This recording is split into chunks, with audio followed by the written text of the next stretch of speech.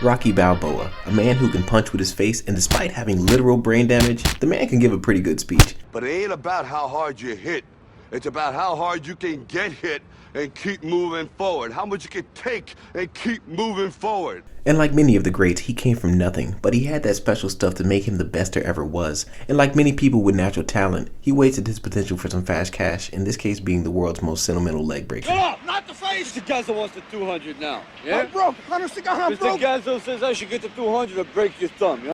Later. I think if I break the guy's thumb, he gets laid off, right? He can't make... Yeah, well, don't figure. Let me do the figure. But today I'm here to highlight one scene in particular from the first Rocky movie that I feel that stands out as one of the best scenes in the movie. But before we go the distance on this video, be sure to leave a like and even consider subscribing just to stay up to date with the latest content. Now I want to provide some context for this scene, so let's do a quick montage just to get you caught up. So Rocky Balboa is your everyday beer drinking, cigarette smoking, leg breaking Italian boxer with a heart of gold. And the reason I pointed out that he's Italian is because this movie will not let you forget that he goes by the Italian Stallion. Italian stallion.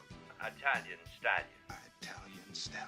And I mean, this is a man who's basically 2 steps away from singing around a trash fire. I mean, the man can't even afford a locker at his gym. That's something we'll get back to later. But his hardship comes to an end when the heavyweight boxing champion Apollo Creed looks Rocky up in this 1980s phone book and issued a public call out to Rocky. And with this new opportunity, everyone wants to share in Rocky's success, from his longtime best friend Paulie to the actual best character in the series, Mick, a boxing coach and the owner of the same gym where Rocky couldn't afford the locker. I know I said I'd get back to it, but this isn't it. Trust me, you'll know when I say it. Come up and put out of my locker. I run a business here, not a goddamn soup kitchen.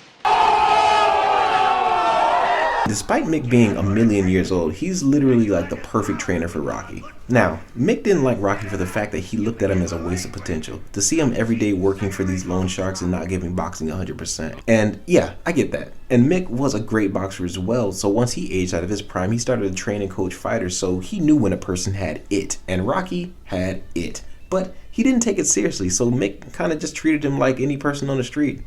That's until word got around that Rocky had a chance at the title, and now I give you the scene. So Mick finally visits Rocky at his rundown apartment. And I think this is like the first time he ever showed up at this apartment. How does he know where Rocky lives? Probably the gym membership, but that's yet to be explained. Anyways, Rocky lets him in, and Mick's trying to be formal. And during this scene, it kind of reminds me of like a dad coming back into a kid's life after the kid became like a professional athlete. I'm not really sure what kind of direction they had in the scene. I know the movie was made like off a shoestring budget, but it's just perfect acting to me. From like the apartment to the tension that these two have. You know, I had my nose busted 17 times. Oh my God, who the hell cares? And when I say it's awkward, like Mick is doing things like pointing out that, oh, look at this guy that you have on the wall. He reminds me of you also, and his name is also Rocky. And you can just tell they don't really understand each other, and he's trying to give Rocky this management advice to explain that, hey, this is a once-in-a-lifetime opportunity, and I had an opportunity like that, but I didn't have a manager like myself. And you can just tell that Mick is gaslighting Rocky for his own self-interest just to train a great boxer, not necessarily there because he's always believed in Rocky. And the thing is, Rocky knows this, so he just walks around while Mick just rambles on about his boxing past, and he's even pulling out like this news clipping of himself to show Rocky. And I mean,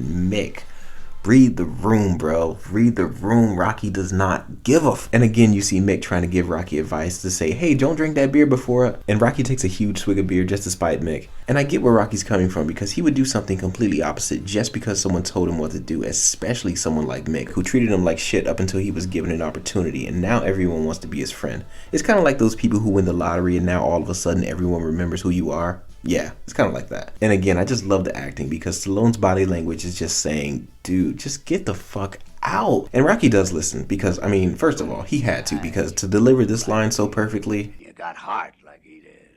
I got heart, but I ain't got no locker, do I, Mick? And I love that, because Mick is saying everything but, hey, I'm sorry. And maybe that's what Rocky was wanting the whole time, because it is like a father-son dynamic, and these two really have the perfect amount of awkwardness between each other. The fuck? But these are two men we're talking about here, and they handle things one of two ways. Either ignoring in silence when people are there, or yelling when people are gone, and they can still hear you. And luckily for us, we get both. Stink? That's right, it stinks! I ain't had no favors from you. Don't fall around me. I ain't had no problem. I ain't had enough. Legs are going, everything is going. No one's getting enough. Big fight who's gonna happen to me. I'm gonna get that. You wanna move in here with me? Come on here, it's my house. Go on, fight the chair. Well, help me out. Come on, help me out. I'm standing there. And after getting all that off his chest, because I'm pretty sure the neighborhood heard, he had a change of heart and decided to run downstairs to catch Mick and apologizes. And at that moment, it began to form this unbreakable bond between manager and boxer. And once that bond was formed, the rest is history. I mean, he dies. But I'm just kidding. Everyone dies, and he opens up a restaurant. The end. Hey guys, I want to thank you so much for watching this video, and if you enjoyed it, consider subscribing to stay up to date with the latest content, and even comment down below on what video essay I should do next. Until then, my name is Gerald.